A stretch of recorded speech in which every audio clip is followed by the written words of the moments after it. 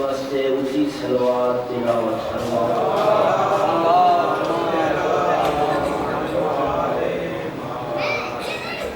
اپنے اپنے مرحومین بانیان مجلس دے مرحومین لاوارث ولی مومنین مرحومین شہداء ملت جعفریت درجات کی بلندی واسطے اونچی صلوات پڑھو۔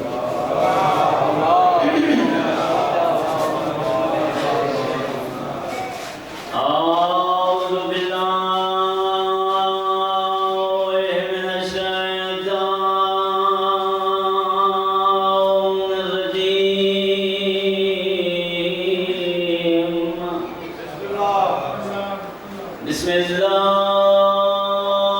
الرحمن الرحیم صلوات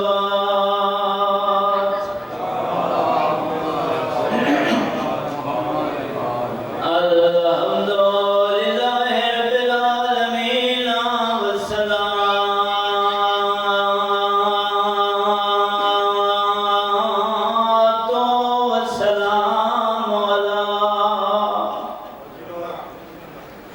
أشرف الأنبياء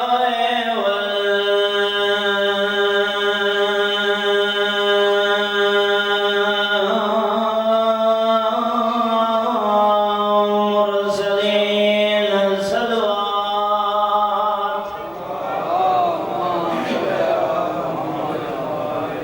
لعنة الله على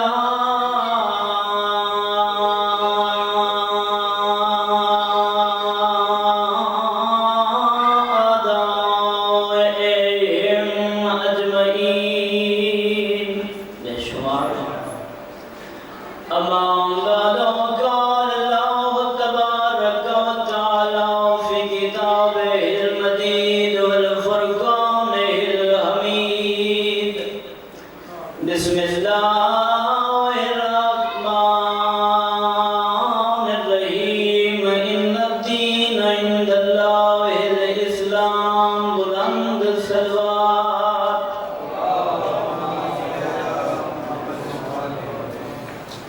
سب تو پہلے دعا ہے کہ خالق کی کائنات و سادہ اس مقدس مقام کے دعائے قبول اور منظور فرماوے۔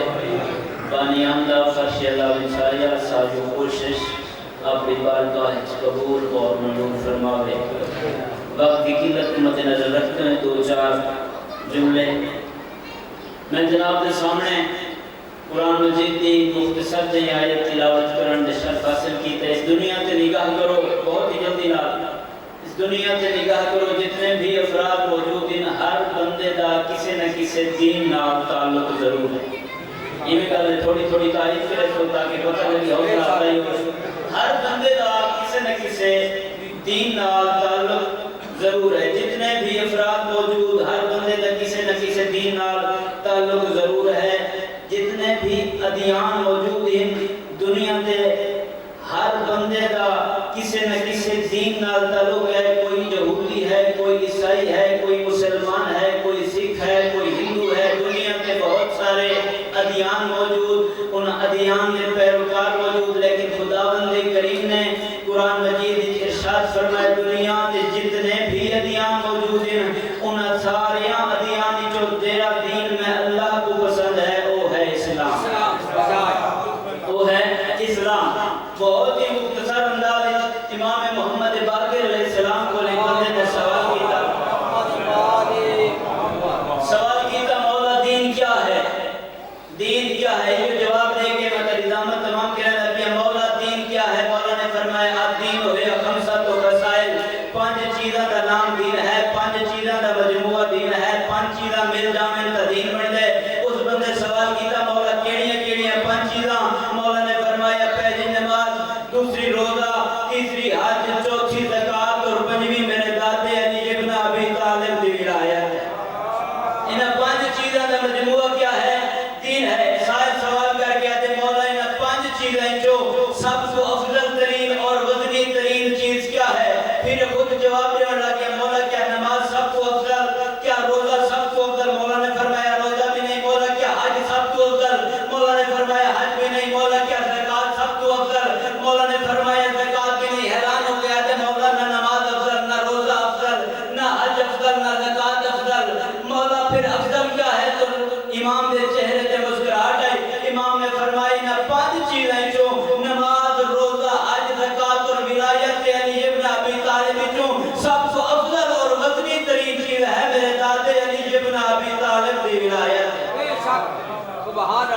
سائل سوال کر کے آتے مولا کیا ہے نماز خدا واسطے نہیں؟ توجہ، کیا ہے نماز خدا واسطے نہیں؟ مولا نے فرمایا خدا واسطے۔ سائل آتے مولا کیا ہے نماز روزہ خدا واسطے نہیں؟ مولا نے فرمایا روزہ بھی خدا واسطے۔ مولا کیا ہے حج خدا واسطے نہیں؟ مولا نے فرمایا حج بھی خدا واسطے۔ مولا کیا ہے زکوٰۃ خدا واسطے نہیں؟ مولا نے فرمایا زکوٰۃ بھی خدا واسطے۔ حیران ہو کے آتے مولا نماز بھی خدا واسطے، روزہ بھی خدا واسطے، حج بھی خدا واسطے، زکوٰۃ بھی خدا واسطے۔ ولایت افضل کی میں امام نے دلیل دیتی ہے، میں تھوڑے چہرے تے مسکراہٹ کھڑی ہے۔ امام نے فرمایا نماز سفر وچ کسر، روزہ بیمار تے واجب نہیں، حج غریب تے واجب نہیں، زکوٰۃ مسکین تے واجب نہیں۔ ولایت اس واسطے افضل، سفر وچ بھی واجب، گھر وچ بھی واجب، بیمار تے بھی واجب، صحت مند تے بھی واجب، امیر تے بھی واجب، غریب تے بھی واجب، امیر تے بھی واجب، غریب تے بھی واجب۔ یہ ہے ولایت کی اہمیت۔ ایک واقعہ اور سنو، تو سب ہمیں کتنا سب ممکن نہ ہو۔ ایک واقعہ اور سنانا ولایت کی عظمت کا ٹائم ہی اتنا ہے۔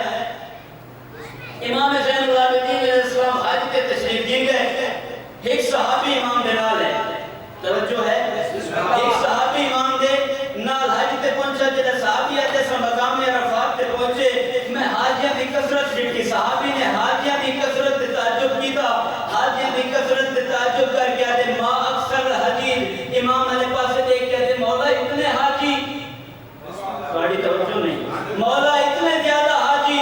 مولا نے جڑا جواب دیتے ہو تو سن لیں، مولا نے جڑا اس تعجب کیتا مولا اتنے حاجی، تو مولا نے فرمایا حاجی تھوڑے شور زیادہ ہے، بڑی توجہ نہیں، حاجی تھوڑے شور زیادہ ہے۔ حیران ہویا مولا پیر رکھن دی جگہ نہیں، ہر پاسے حاجی، کوئی کیڑی عبادت وچ مصروف، کوئی کیڑی عبادت وچ مصروف، تسا دیو حاجی تھوڑے شور زیادہ۔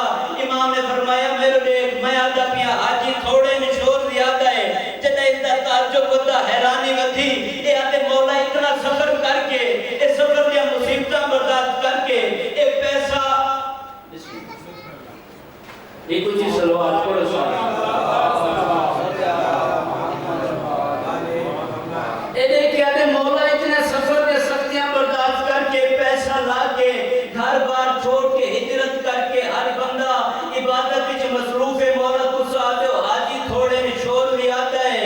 امام نے فرمایا تعجب نہ کر ذرا میرے قریبا، ایک قریبا امام نے اپنا دو انگلی دراز کی دیا، امام نے کہا میرے انگلی کے درمیان اس دے کہ صحابی آتے، جب میں امام نے انگلی کے درمیان دکھا میری حیرت میں انتہا نہ رہی، انسان تھوڑے حیوان زیادہ، انسان تھوڑے حیوان زیادہ۔ اے حیران ہوئے مزید قدمہ دے ڈھائے کے آتے مولا میں تا انسان دکھے تسا حیوان دکھا دیتے، مولا ان کی جنس کیوں بدل گئی، مولا ان کی حیت کیوں بدل گئی، مولا یہ انسان سے حیوان کیسے بن گئے؟ امام نے مسکرا کے فرمایا ان کے دل ہماری ولایت سے خالی ہے، یہ انسان نہیں حیوان ہے۔ نعرہ حیدری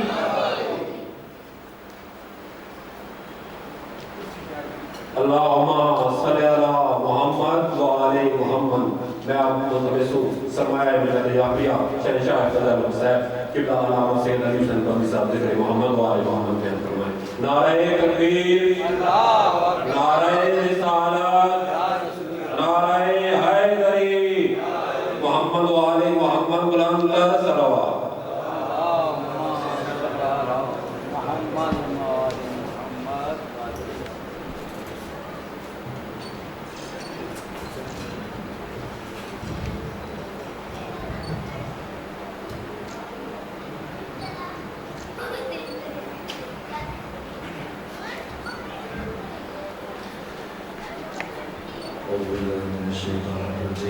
بسم اللہ الرحمن الرحیم الحمد للہ رب العالمین بارئ الخلائق اجمعین الحمد للہ والصلاة علی اہلہ الصلاة والسلام علی سید الانبیاء والمرسلین العبد المؤید الرسولنا المسدد سبحان اللہ المصطفى الأمجد الحبيب الأحمد النبي الأمي المكي المدني السراج المنير الكوكب الدري صاحب الوقار والسكينة المدفون بأرض المدينة سيدنا ونبينا وشفيع ذنوبنا وطبيب قلوبنا وحبيب نفوسنا ومولانا أبي القاسم محمد المصطفى صلى الله عليه وسلم. اللهم صل على محمد وآل محمد وأهل بيته الأطيبين الأطهرين الأنجلين المعصومين المسلومين بارك الله ورحمة الله على أحبابهم وأصحابهم وشيرتهم ومحبيهم ومواليهم أجمعين ولعنة الله على أعدائهم ومنكري فضائلهم وغاصبي حقوقهم من جمع عداوتهم إلى الآن ومن الآن إلى قيام يوم الدين وبعد يوم الدين أما بعد فقد قالت زينب بنت علي بن أبي طالب سلام الله وصلوات الله عليهم أجمعين ما رأيت إلا جميلا صلوات بشيخنا فاطمة اللهم صل على محمد وآل محمد روڈیگر آپ کی سزاداری اور آپ کی اس عظیم عبادت کو اپنی باہر میں قبول فرمائیں. صبح سے لے کے اب تک مسلسل آپ سینہ زمین میں اور مدارس سننے میں مصروف ہے. میں آپ کو زیادہ زحمت سماعت نہیں دینا چاہتا. اس محدود اور مختصر وقت میں جبکہ سورج ہنگام غروب ہے تو سے بھی باتیں عرض کرتا ہوں لیکن بنیادی اور اساسی باتیں عرض کروں. اس وقت جب کیا روح زمین پر خاک پر تشریف فرما ہے جب کہ دن ڈھلنے کے قریب ہے. صبح سے آپ کے یہاں مہمان عزادار ماتمدار ذاکرین علماء تشریف لاتے رہے. آپ اپنی سے عبادت میں مصروف رہے. سوال یہ کہ کیا دن کے اس حصے میں جب کہ آپ پورا دن عبادت اور عزاداری میں گزار چکے ہیں کیا ہم یہ خیال کر سکتے ہیں کہ حق سید الشہداء ادا کرنے میں ہم کامیاب ہوئے؟ یہ عجیب بات ہے. میں نے جو سید الشہداء کے اصحاب اور آپ کے جان نثار سپاہیوں کی زندگی کا مطالعہ کیا، عابس ابن شبیب شاکری، مسلم ابن اوسجہ، حبیب ابن مظاہر، ابو ثمامہ ساعدی، سعید بن عبداللہ حنفی، حجاج بن مسروق سبحان اللہ اور اس طرح کی بڑی بڑی اولی العزم شخصیتیں ہیں. ہر ایک کردار اپنی مثال آپ ہے جن سے متعلق خود جوش بری آبادی نے کہا کہ یہ حسین کا انتخاب کس درجہ رفیع پر فائز ہے.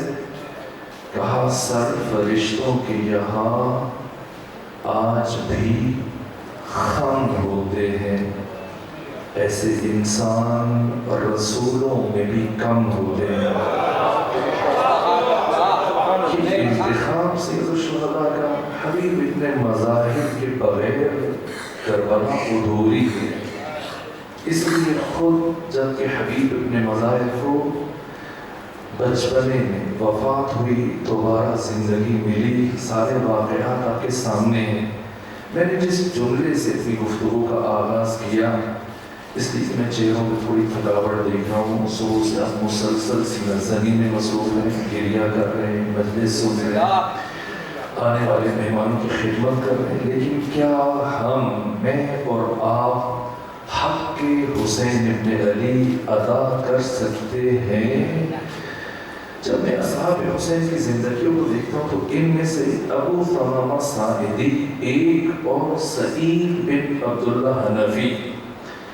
سعید بن عبداللہ حنفی وہ شخصیت ہے جو سب سے پہلے اہل کوفہ کے خطوط لے کر مکہ پہنچے 10 رمضان کو، جب حسین بن علی مدینہ سے مکہ تشریف لا چکے تھے۔ کتنا فاصلہ طے کیا؟ کوفہ سے لے کر مکہ تک 300 فرسخ۔ خود اس کی کلومیٹر بنائیے گا کہ کتنے کلومیٹر بنتے ہیں۔ 300 فرسخ کوفہ سے لے کے مکہ تک کا سفر طے کیا، اور دوبارہ امام حسین نے اپنے سفیر مسلم ابن عقیل کو سعید بن عبداللہ حنفی کے ساتھ روانہ کر دیا کوفہ۔ اب یہ دوبارہ کتنا فاصلہ طے کیا؟ سعید بن عبداللہ نے 300 فرسخ دوبارہ طے کیا۔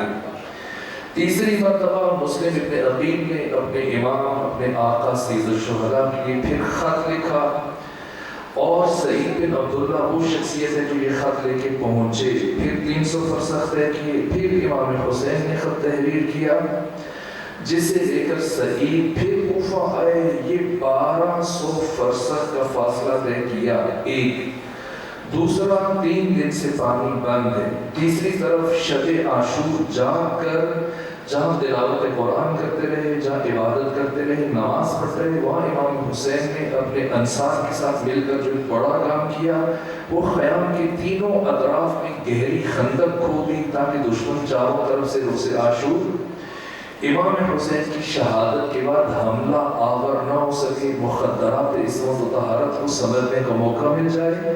اتنا تھکا ہوا انسان، اب دیکھنا یہ کربلا کیا ہے، حسین ابن علی کون ہے، آپ کے ساتھیوں کا مقام کیا ہے، کیوں امام حسین نے شب عاشور فرمایا انی لا اعلم اصحابا اوفا من اصحابی، میرے علم میں نہیں کوئی بھی ایسے اصحاب کہ جو میرے اصحاب سے زیادہ باوفا ہوں۔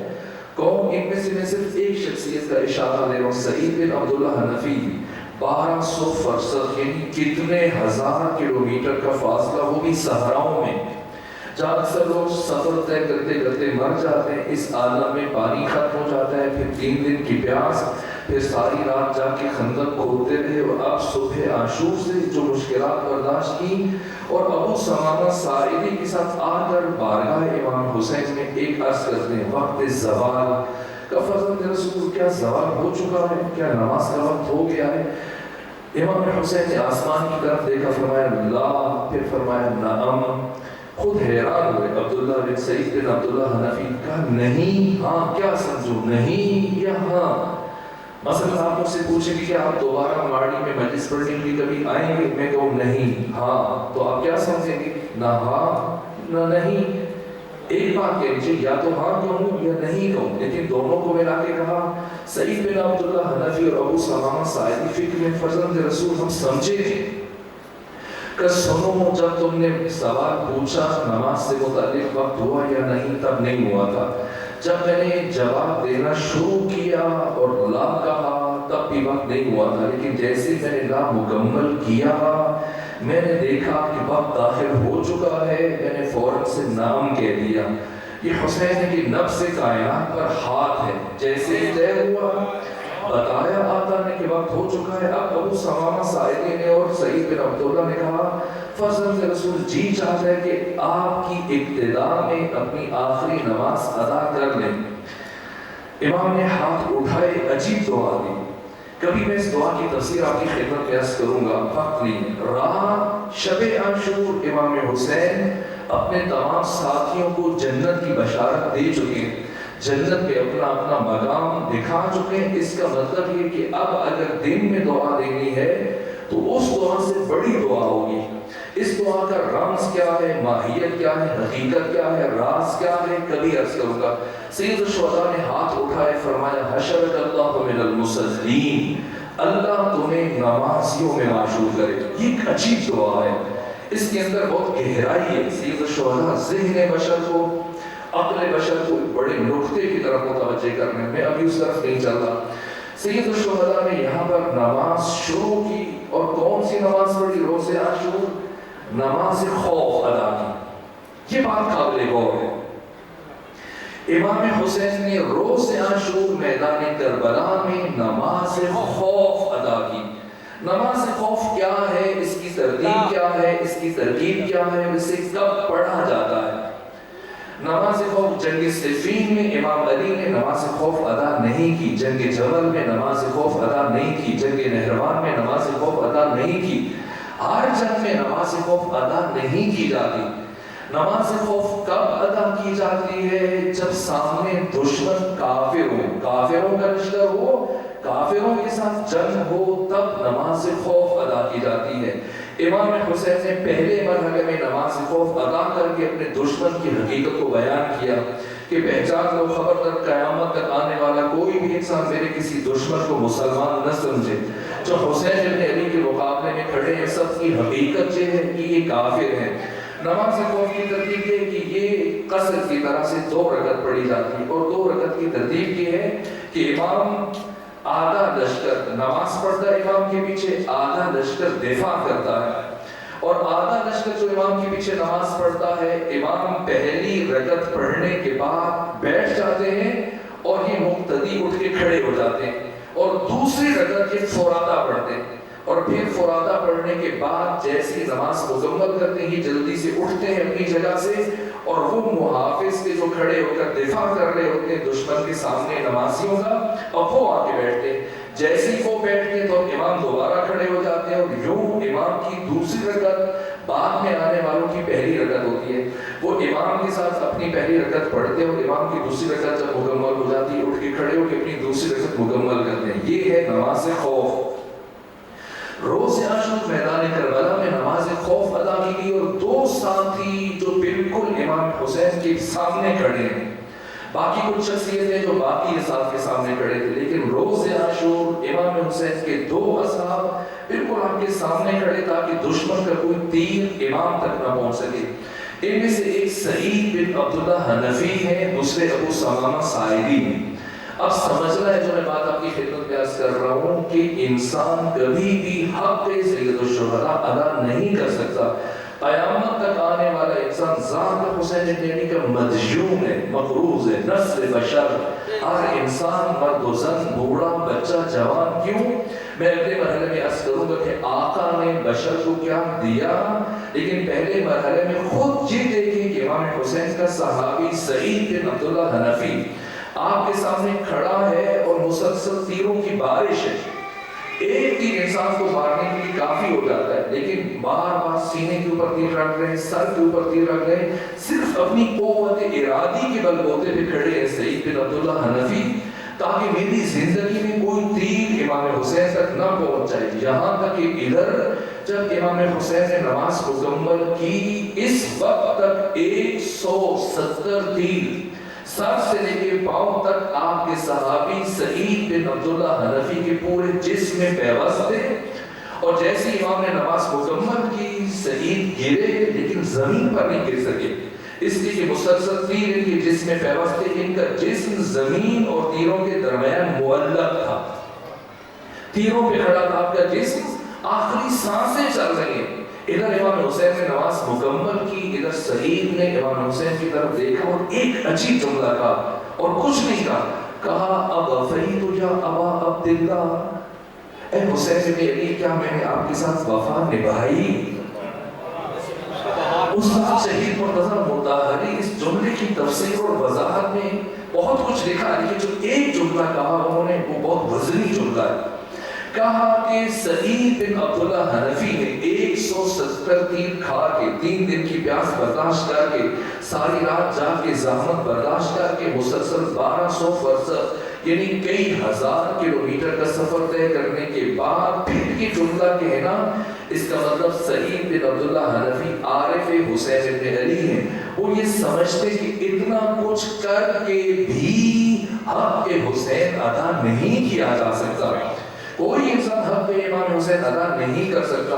اگرچہ آپ تھکے ہوئے، اس لیے میں چند جملے عرض کروں گا۔ ہنگام غروب ہے، آئیے جب وقت ختم ہو رہا ہے تو میں ایک ایسی کلی بچوں کے لیے، جوانوں کے لیے جو عاشق کربلا ہیں، جو عاشق حسین ابن علی ہیں، جو عزادار سید الشہداء ہیں، جو کربلا کو پڑھنا چاہتے ہیں، مطالعہ کرنا چاہتے ہیں، جو کربلا میں تدبر کرنا چاہتے ہیں، تعقل کرنا چاہتے ہیں، تفکر کرنا چاہتے ہیں، مکتب کربلا کی الف بے کو سمجھنا چاہتے ہیں، کیسے سمجھے؟ کسی عالم سے، کسی مورخ سے، کسی سیرت نگار سے، کسی فلسفی سے جو علم الاجتماع یا سوشیالوجی کا ماہر ہے، کس سے سمجھے؟ کون تفسیر کرے کربلا کی؟ ممکن نہیں ہے۔ انسان سرگردان ہے، انسان حیران ہے، انسان پریشان ہے۔ کبھی انسان کہتا ہے کربلا جنگ ہے، کبھی کہتا ہے حادثہ ہے، کبھی کہتا ہے واقعہ ہے، کبھی کہتا ہے معرکہ ہے۔ نہ، اگر کربلا جنگ ہے، کتنی بڑی بڑی جنگیں لڑی گئیں۔ پہلی جنگ عظیم میں 40 ملین افراد قتل ہوئے۔ 40 ملین یعنی 4 کروڑ افراد۔ دوسری جنگ عظیم میں 56 ملین افراد یعنی 5.5 سے 6 کروڑ افراد، وہ جو خود میدان جنگ میں مارے گئے۔ ان دو جنگوں میں 10 کروڑ افراد کم سے کم میدان جنگ میں قتل ہوئے۔ کیوں انسان ان کی یاد نہیں مناتا؟ کیوں کربلا کے 72 کی یاد منائی جا رہی ہے مسلسل؟ انسان سارا سال، ہر آنے والے سال کربلا کی طرف بڑھتا جا رہا ہے۔ راز کیا ہے؟ رمز کیا ہے؟ اس لیے انسان کی حیرت میں اضافہ ہو رہا ہے۔ فلسفی، دانشور، سکولرز، خود جب سے پیادہ روی کا سلسلہ شروع ہوا ہے، میں نے خود بہت ساری کتابیں لکھی، یورپ سے اہل قلم کربلا کے اوپر لکھنا شروع ہو گئے۔ وہ بات سمجھ میں نہیں آ رہی کہ آخر کون سا راز ہے، یہ کربلا کیا ہے، کس طرح سے سمجھا جائے۔ اگر مورخ کی نگاہ سے دیکھیں گے، مفتی کی نگاہ سے دیکھیں گے، عالم کی نگاہ سے دیکھیں گے، خطیب کی نگاہ سے دیکھیں گے، سیرت نگار کی نگاہ سے دیکھیں گے، فلسفی کی نگاہ سے، شاید ہم کربلا کی الف بے کو سمجھنے میں کامیاب نہ ہو سکیں۔ اس لیے لازم ہے کہ اس زبان سے کربلا کو سمجھیں جس نے کربلا کو ہم تک پہنچایا ہے۔ کون؟ مفسر کربلا، محافظ کربلا، ثانی زہرا، عقیلہ بنی ہاشم، عالم غیر معلمہ، کربلا کی شیر دل خاتون، جس نے کربلا کو بچا کے ہم تک پہنچایا کہ یہ کربلا کیا ہے۔ کتنا بڑا جملہ ہے ثانی زہرا کا، جو دشمن کے دربار میں، گورنر کے دربار میں، ابن زیاد کے سامنے سیدہ نے جب دشمن نے طنز کیا، ہاتھ پسے گردن بندے ہوئے ہیں، سر کے اوپر چادر نہیں ہے، بھوک اور پیاس کی کیفیت ہے۔ کربلا میں عاشورہ کا دن گزارنے کے بعد 12 محرم کو جب یہ بی بی جم غفیر بازاروں سے گزرتی ہوئی ابن زیاد کے سامنے پہنچی کہ دشمن اہل بیت جو کثیر ترین فرد ہے روئے زمین کا، ایک مرتبہ پوچھا کہ ان میں علی کی بیٹی کون ہے؟ بتایا گیا وہ خاتون کھلے بالوں والی جن کے ہاتھ پسے گردن بندے ہوئے ہیں۔ جیسے ہی اس نے دیکھا، اس نے اپنی زبان کا تیر چلایا، طنز کیا، توہین کی، کہا کہ کربلا میں آپ نے اپنے اللہ کو کیسا دیکھا، کربلا میں آپ نے اپنے اللہ کو کیسا پایا۔ اس کے وہم و گمان میں بھی نہیں تھا کہ ثانی زہرا ایسا جواب دے سکتی، جس کے بعد خود ابن زیاد بہت دیر تک ساکت، مبہوت، حیران، پریشان، گم رہا۔ کیا کرے؟ ثانی زہرا کی بات کا کیا جواب دے؟ یہ سوچ رہا تھا کہ بیوی کو شکوہ کریں گی، شکایت کریں گی، مسائل کو بیان کریں گی، کربلا میں ہم پہ بڑا ظلم ہوا۔ لیکن جیسے ہی اس نے طنز آمیز لہجے میں پوچھا، اے علی کی بیٹی، تو نے کربلا میں اپنے اللہ کو کیسا پایا؟ چشم فلک نے یہ منظر کبھی نہیں دیکھا ہوگا۔ ثانی زہرا اپنے مقام سے ایک قدم آگے بڑھی، کہا اے ابن زیاد، ما رأیت الا جمیلا، میں نے کربلا میں اپنے اللہ کو بہت حسین پایا ہے۔ اتنا بڑا جملہ ہے، شاید دربار میں موجود ہر فرد اس کا ادراک نہ کر سکتا، لیکن جیسی امام وقت نائب حسین انسان کامل ولی خدا نائب حسین ابن علی سید سجاد کی کانوں تک یہ جملہ پہنچا، ہوئی کھڑے کھڑے آنکھوں سے اشک جاری ہو گئے۔ فرمایا ان عمتی زینب عالمۃ غیر معلمہ، وقت کا امام علی زین العابدین گواہی دے رہا ہے کہ سیدہ زینب سلام اللہ علیہا کا اس ساری کائنات میں اللہ کے علاوہ کوئی بھی دوسرا استاد نہیں ہے، یہ بی بی شاگرد پروردگار ہے۔ صرف یہ بی بی اتنا بڑا جملہ کہہ سکتی ہے جو ثانی زہرا نے کربلا کے تعارف میں فرمایا۔ قیامت تک آنے والے انسان کو ثانی زہرا نے یہ دید عطا کی، یہ اینت عطا کی۔ کس افق پہ کھڑے ہو کے، کس زاویے دید سے، کس نگاہ سے، کس دید اور کس اینت سے کربلا کو دیکھو گے تو تمہیں کربلا سمجھ آئے گی۔ کربلا تجلی خدا کا، جمال خدا کا ظہور ہے۔ کربلا میں صبح سے لے کر صبح عاشور سے لے کر عصر عاشور تک بظاہر یہ چند گھنٹے ہیں، لیکن یہ چند گھنٹے صدیوں کے اوپر چھا گئے، صدیوں کے اوپر محیط ہو گئے، اس لیے کہ ان چند گھنٹوں کے ہر لمحے میں میدان کربلا میں جمال خدا کا ظہور ہوا۔ بظاہر انسان سمجھتا کہ امام حسین 28 رجب کو مدینے سے چلے، لیکن خود حسین نے اپنی زبان سے بتایا۔ اب جب ہم ثانیہ زہرا کے اس جملے کو پڑھتے ہیں تو ہمیں سمجھ میں آتا ہے، پہلے ہم یہ سمجھتے تھے کہ شاید 28 رجب کو مدینے سے امام حسین چلے مکہ کی طرف یا عراق کی طرف یا کربلا کی طرف، لیکن اب ثانیہ زہرا کی دید کے بعد ہمیں سمجھ میں آتا ہے۔ اب ہم امام حسین کے کلام کا بھی شرح کر سکتے۔ جب سید الشہداء سے پوچھا آپ کے چھوٹے بھائی محمد نے، جن کا لقب حنفیہ ہے، وضو کر رہے تھے، جیسی اطلاع ملی وضو کا برتن وہیں پر گر گیا، وضو آدھے میں ننگے پاؤں دوڑتے ہوئے آئے، کہا حضرت میں نے سنا آپ جا رہے ہیں، فرمایا ہاں میں عراق جا رہا ہوں، کہا نہ چاہیے، عجیب جملہ کہا امام حسین نے، فرمایا شاء اللہ ان یرانی قتیلا، اے محمد اللہ کا ارادہ ہے، اللہ یہ چاہتا ہے کہ وہ مجھے اپنے راستے میں شہید ہوتے ہوئے دیکھے۔ یہ عجیب جملہ ہے، ابھی میں اس کی طرف پڑھوں گا۔ پھر جناب محمد نے کہا کہ اے حسین میرے بھائی، اگر آپ جاتے اور آپ کا قطعی اور حتمی فیصلہ ہے تو خود چلے جائیں، لیکن مخدرات عصمت و طہارت کو ان بہنوں کو ساتھ نہ لے کے جائیے، ثانیہ زہرا کو ساتھ نہ لے کے جائیے۔ عجیب جملہ ارشاد فرمایا، دوبارہ فرمایا شاء اللہ ان یراہن سوایا، اللہ ان بیویوں کو اپنے راستے میں اسیر ہوتے ہوئے دیکھنا چاہتا ہے۔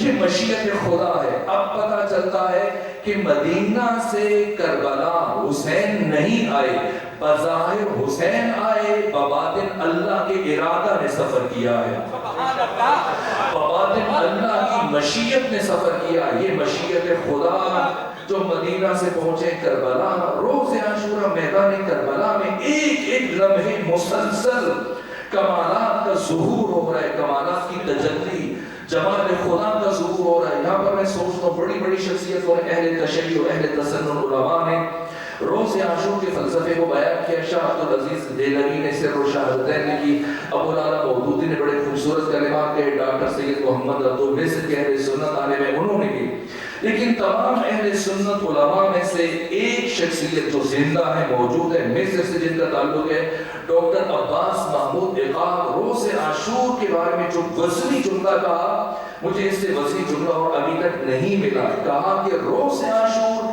میدان کربلا میں دو طرح کی جنگ تھی، ایک جنگ لشکر عمر ابن سعد اور لشکر حسین کے درمیان تھی، اور دوسری جنگ خود امام حسین کے وجود کے اندر، آپ کی ذات کے اندر، آپ کی صفات کے درمیان تھی، آپ کے کمالات کے درمیان تھی۔ روز عاشور امام حسین کا ہر کمال یہ چاہتا تھا کہ دوسرے سے آگے گزر جائے، حسین کی عبادت چاہتی تھی حسین کی معرفت سے آگے گزر جائے، حسین کی معرفت چاہتی تھی سخاوت سے آگے بڑھ جائے، حسین کی سخاوت یہ چاہتی تھی حسین کی شجاعت سے آگے بڑھ جائے، حسین کی شجاعت چاہتی تھی جرأت اظہار، ہر وصف پورے عروج پر، ہر فضیلت، ہر کمال، جرأت اظہار کا عالم یہ۔ اب خود سوچیں، تھوڑی دیر اگر پانی نہ ملے، انسان پیاس کی وجہ سے ٹھیک سے بول نہیں پاتا، خطیب ذاکر بار آپ دیکھیں ممبر پہ پانی اس لیے رکھ دیا جاتا ہے تاکہ جیسے تھکنے لگے۔ 3 دن کے پیاسے امام حسین، سید ابن طاؤس فرماتے کہ پیاس کا اتنا غلبہ تھا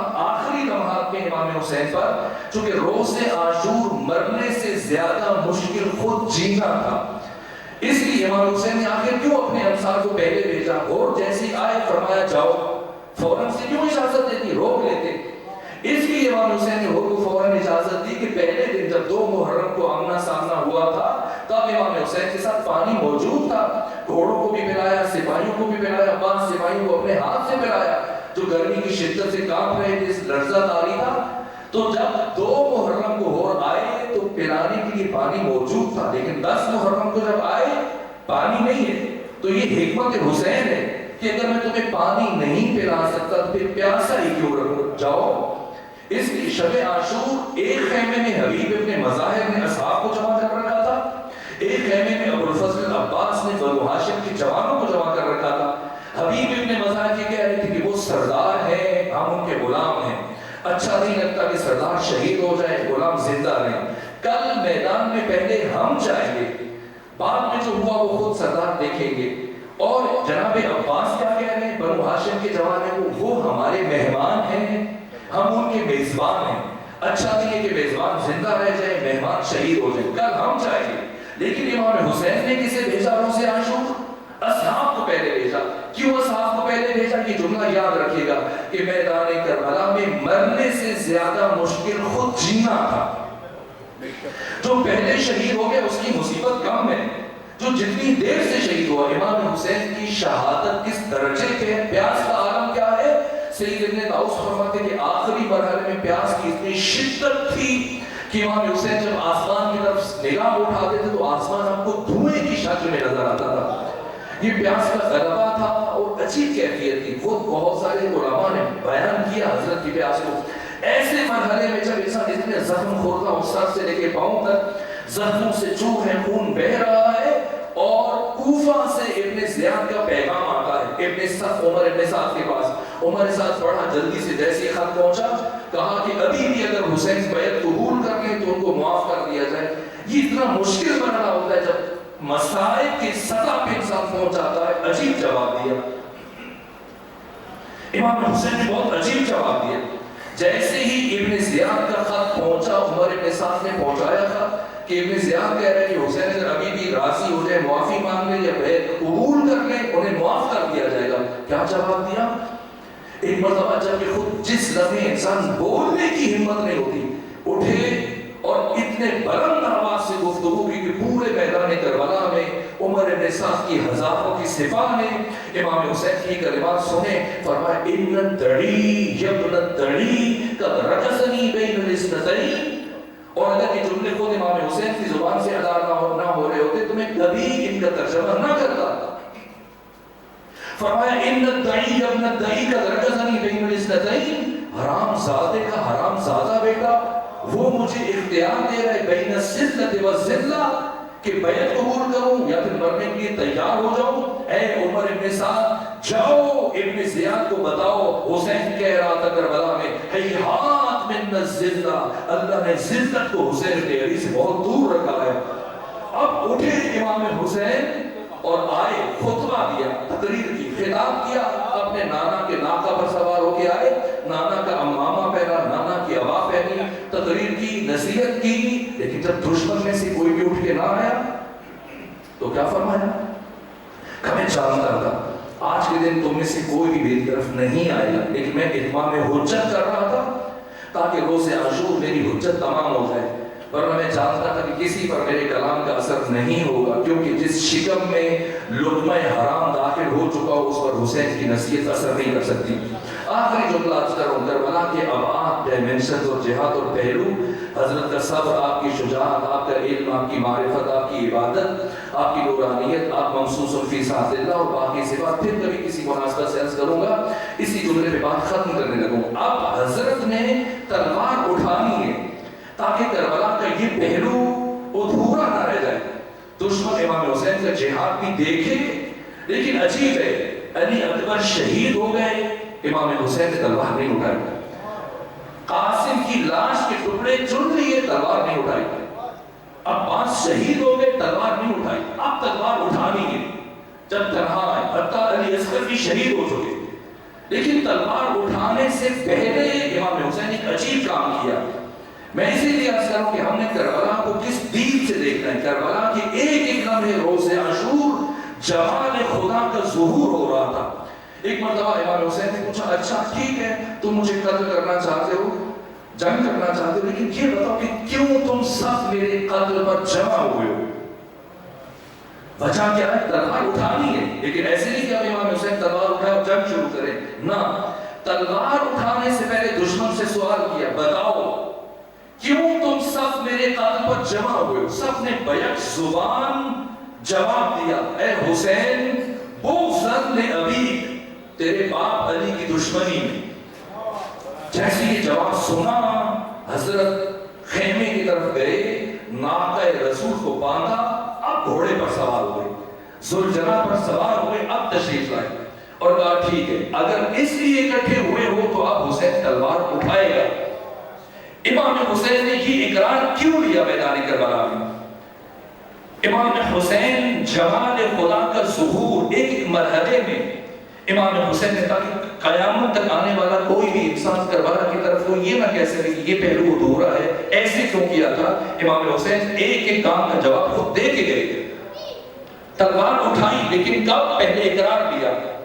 یاد ہے جب مدینے سے چلے تھے اپنے بھائی نے روکا تو وصیت نامہ جو تحریر کیا تھا کیا فرمایا تھا؟ انی لم اخرج عشرا ولا بدرا ولا مفسدا ولا ظالما بل خرجت لطلب الاصلاح فی امت جدی رسول اللہ۔ اور اگلا جملہ کیا فرمایا تھا؟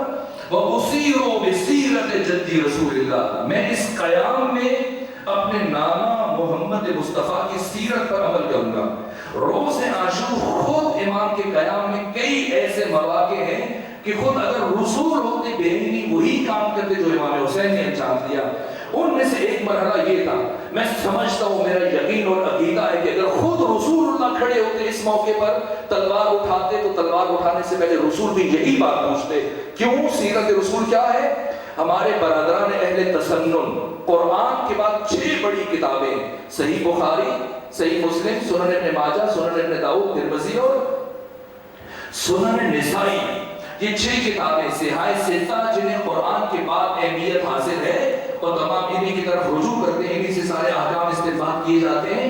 ان میں سے سنن نسائی کس نے لکھی؟ ابو عبدالرحمن امام نسائی نے لکھی ہے۔ انہی امام نسائی نے ایک اور کتاب لکھی جسے لکھنے کی پاداش میں اہل شام نے ان کی بستیاں توڑ دی تھی اور اسی کی وجہ سے ان کی شہادت ہوئی۔ کیا نام ہے اس کتاب کا؟ خصائص علی۔ اردو میں اس کے کئی ترجمے اہل سنت علماء نے لکھے ہیں۔ جناب فیضی صاحب نے لاہور سے تازہ ترین جو بہترین ترجمہ لکھا ہے، اس کا عمدہ کتابیں پڑھی جانی چاہیے۔ اس کے شروع میں امام نسائی نے ایک عجیب روایت بیان کی، کہا کہ رسول اسلام کا ایک جوان صحابی آپ کی خدمت میں آیا اور آ کر، کبھی ہوتا ہے آپ کسی مرشد کے پاس جائیں، پیر کے پاس جائیں، کسی سید کے پاس جائیں، اپنے کسی بڑے کے پاس جائیں، کسی عالم فقیہ کے پاس جائیں اور دل میں کچھ سوال ہو تو ہمت نہیں ہوتی کہ کیسے پوچھیں، سوال کی نوعیت ایسے ہوتی ہے کہ ذرا شرمندگی ہوتی ہے۔ تو اب رسول اسلام کا یہ جوان صحابی جس کا نام بویدہ ہے بیٹھا رسول کی خدمت میں اور کوشش کی کہ بات کر سکے، لیکن بات نہیں ہو گئی، یہاں تک اس نے اپنا سر جھکا دیا، نیچے دیکھے کہ یا رسول اللہ، میں نے کئی مرتبہ آپ کی زبان سے علی ابن ابی طالب کے فضائل سنے، آپ کی زبان سے ان سے متعلق احادیث سنی، علی کے کمالات سنے، علی کی عزت و شرف سے متعلق آپ کے بیانات سنے، لیکن میں کیا کروں؟ میں اپنے دل میں علی ابن ابی طالب کی نسبت تھوڑا سا کینہ محسوس کرتا ہوں، بغض محسوس کرتا ہوں، دشمنی محسوس کرتا ہوں۔ جب یہ کہا کہ میں عداوت اور دشمنی محسوس کرتا ہوں تو اب سر جھکائے انتظار کر رہے کہ پیغمبر کیا جواب دیتے، لیکن پیغمبر کی طرف سے کوئی جواب نہیں آیا۔ یہاں تک کہ جب بہت وقت گزر گیا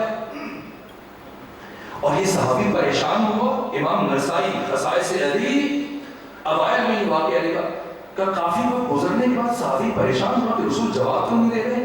ایک مرتبہ یہ دیکھنے کے لیے کہ رسول جواب کیوں نہیں دے رہے، اس نے سر اٹھایا اور جب سر اٹھایا تو دیکھا اگرچہ سردی کا موسم تھا لیکن پیغمبر کا سارا چہرہ سرخ تھا اور آپ کے چہرے سے پسینے کے قطرے زمین پر گر رہے تھے۔ گھبرا گیا، ڈر گیا کہ میں نے ایسی بات کہی جس سے میں نے رسول کو غصہ دلا دیا۔ کہا آپ کا جوان صحابی گھبرایا اور کہا یا رسول اللہ، مجھ سے غلطی ہوئی، مجھے معاف کر دیجیے، لیکن پیغمبر خاموش ہے۔ اب صحابی نے محسوس کیا کہ بات غلطی سے اوپر جا چکی ہے کہ یا رسول اللہ، مجھ سے گناہ ہوا، آپ معاف کر دیجیے، لیکن پیغمبر پھر بھی خاموش ہے اور اب صحابی پریشان ہے، سمجھ نہیں آیا کیا کرے۔ کافی دیر سوچنے کے بعد کچھ سمجھ نہ آیا کہ یا رسول اللہ، ہاتھ بڑھائیے، میں آپ کے ہاتھ پر دوبارہ اسلام کی بیعت کرتا ہوں، میں دوبارہ کلمہ پڑھتا ہوں۔ اور عجیب یہ امام نسائی کہتے ہیں کہ رسول اسلام نے ہاتھ بڑھا دیا، یعنی علی کا دشمن رسول کی نگاہ میں کافر ہے۔ اگر یہ بات پہنچی ہے تو آئیے میدان کربلا، روز عاشور، اب امام حسین نے تلوار اٹھانی ہے، لیکن تلوار اٹھانے سے پہلے دشمن سے یہ اقرار کیوں لیا کہ کیوں جمع ہو میرے قتل پر، اور سب نے بیک زبان کہا تیرے باپ علی کی دشمنی میں اس لیے اقرار لیا کہ کہیں قیامت تک آنے والا مورخ یہ نہ لکھے کہ امام حسین نے مسلمانوں پر تلوار اٹھائی. پہلے ان سے ان کا کفر ان کی زبان سے اظہار لیا, اب تلوار اٹھائی, اور اب جو تلوار اٹھائی امام حسین کی شجاعت, جہاں تک کہ پاکستان کی قومی ترانے کے خالق ابوالحسن حفیظ جالندھری نے بھی امام حسین کے روز عاشور کی اس شجاعت کو بیان کیا. 3 دن کا پیاسا امام حسین سر سے لے کے پاؤں تک زخموں سے چوک, لیکن شجاعت کا انداز کیا ہے, جب حملہ کرتے ہیں تو 12 کلومیٹر دور مقام ذوالکفل تک سارے دشمن کے ہزاروں کے لشکر کو دھکیلتے ہوئے لے جاتے ہیں, پھر پلٹ کے آتے ہیں. استاد شہید مرتضیٰ مطہری لکھتے ہیں کہ امام حسین نے اپنے لیے ایک جگہ معین کر رکھی تھی, ایک بلند ٹیلا خیام کے نزدیک.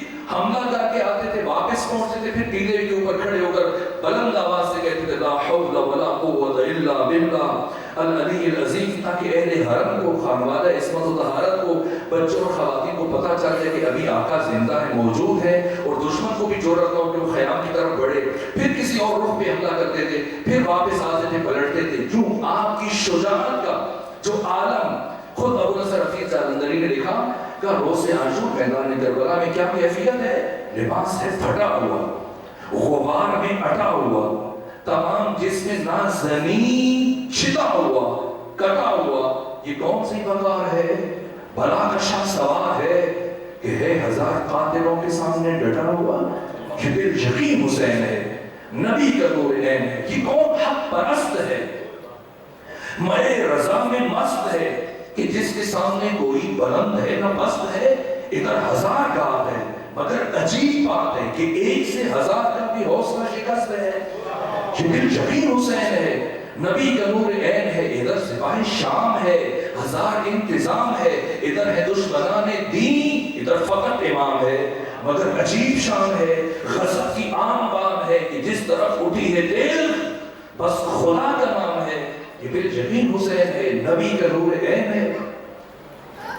عجیب ہے حضرت کی شجاعت. بس اب چونکہ ہنگام غروب ہے اور زیادہ تفصیلی مسائل نہیں عرض کر سکوں گا.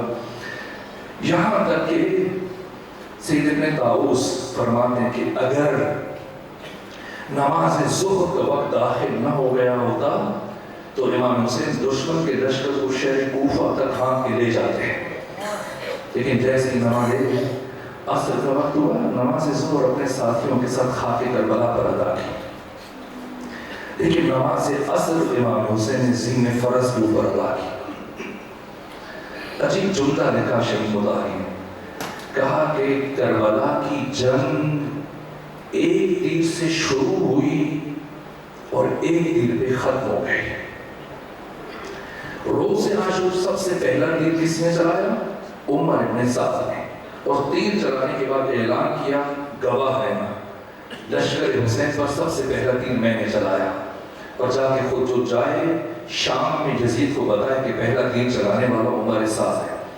اس تیر سے جنگ شروع ہوئی اور کون سے تیر پہ ختم ہوئی, حرملہ کے چوتھے تیر پر. حرملہ نے روز عاشور میدان کربلا میں 4 تیر چلائے. ایک تیر مشق سکینہ پر, ایک تیر غلو علی اصغر میں, تیسرا تیر چشم ابوالفضل عباس میں, اور چوتھا تیر حرملہ نے کہاں چلایا, وہ تیر جس پر کربلا کی جنگ ختم ہو گئی. روز عاشور جو چوتھا تیر حرملہ نے امام حسین پہ چلایا, کربلا میں چلنے والے ہزاروں تیروں سے یہ ایک تیر الگ تھا. باقی تمام تیروں کی نسبت اس تیر میں کیا فرق تھا, باقی سارے تیر سامنے سے کھینچے گئے. یہ وہ تیر ہے جسے کھینچنے کے لیے امام حسین کو جھکنا پڑا, اور جھک کر امام حسین نے اپنی پشت سے کھینچا. کیا مجبوری تھی, کیوں امام حسین نے اس تیر کو پشت سے کھینچا؟ اس لیے کہ خود ابن سعد نے اور شمر نے حرملہ کو تاکید کی تھی کہ اس تیر کے کونے آگے سے موڑ دو. اور اب حسین اگر سامنے سے تیر کو کھینچے تو آپ کا کلیجہ ساتھ آتا ہے.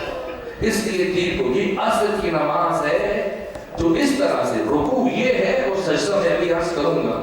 امام حسین نے تیر کھینچنے کے لیے جھکے, ایک شقی آگے بڑھا ابن طفیل, اس نے امام حسین کی سر اقدس پر ایسا کورس مارا جس کے بعد آقا خود کو زین فرس کے اوپر سنبھال نہیں سکے اور اب فرزند فاطمہ زین فرس کے اوپر ڈگمگا رہے ہیں. کوئی نہیں ہے جو امام حسین کو گھوڑے کی بلندی سے زمین پر لے آئے.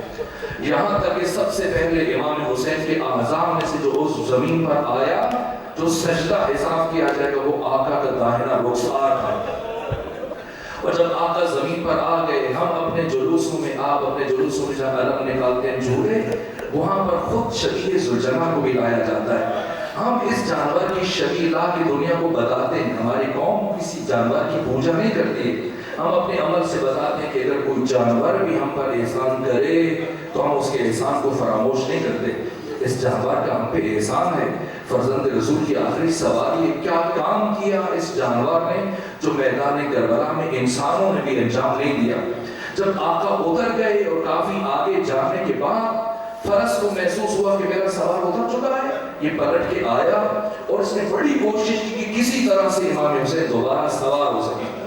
یہاں تک اس نے خود کو گرا لیا اور کہا کہ کسی طرح سے آقا مجھ پر بیٹھ سکے. لیکن امام نے فرمایا جاؤ چلے جاؤ جا کے بیویوں کو سیدانیوں کو خبر کر دو کہ اب آقا کا آخری سلام قبول کر لیں. اب امام کے شبیہ ذوالجناح نے ایک اور کام کیا اور آگے بڑھ کر امام کے خون سے اپنی پیشانی کو رنگین کیا اور اب دوڑا خیموں کی طرف. میں پوچھوں گا اے امام کے فرس باوفا یہ تم نے کہاں سے سیکھا اپنی پیشانی کو امام کے خون سے رنگین کرنا؟ تو اس جانور کا جواب ہوگا کہ میں نے خود حسین سے ہی سیکھا. اس لیے کہ جب علی اصغر حسین کی گود میں شہید ہوئے تھے تو حسین نے علی اصغر کے خون سے اپنی پیشانی کو رنگین کیا تھا. پروردگار بحق حسین ابن علی بحق باب الحوائج علی اصغر علیہ آباء علیہ السلام ہماری سے عبادت کو اپنی بارگاہ میں قبول فرما. پروردگار بانیان اور مجلس برپا کرنے والوں کو اس عبادت کا اجر عظیم عطا فرما. پروردگار صبح سے لے کے اب تک جو عزاداران اس عبادت میں مصروف رہے اور صف عزا پر تشریف فرمائے. پروردگار یہ عزادار مومنین مومنات اپنے دلوں میں کوئی حاجت رکھتے ہیں بحق سید الشہداء بحق ثانیہ زہرا سلام اللہ علیہ تمام مومنین کی تمام حاجات کو پورا فرما. کوئی مومن دل میں کوئی دعا لے گئے پروردگار ہر مومن کی ہر دعا کو مستجاب فرما. جو مقروض ہیں ان کے قرض ادا فرما. جو پریشان حال ہیں ان کی پریشانی کو دور فرما. جو بے اولاد ہیں انہیں اولاد عطا فرما. جو رحلت کر گئے سب کو جوار اہل بیت میں جگہ عطا فرما. پروردگار اللہ نے اسلام کو سر بلند فرما.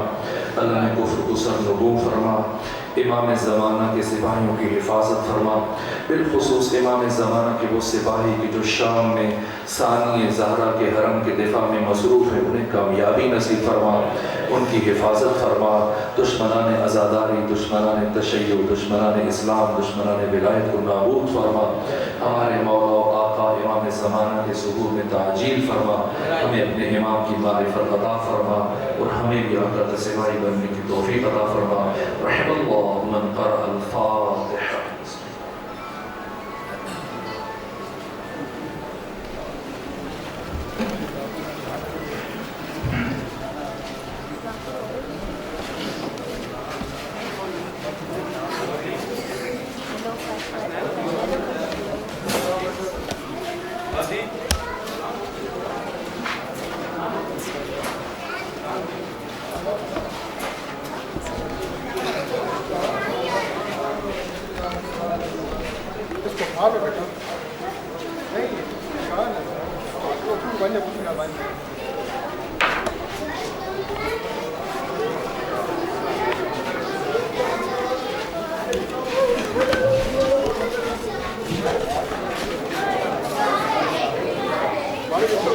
Vale,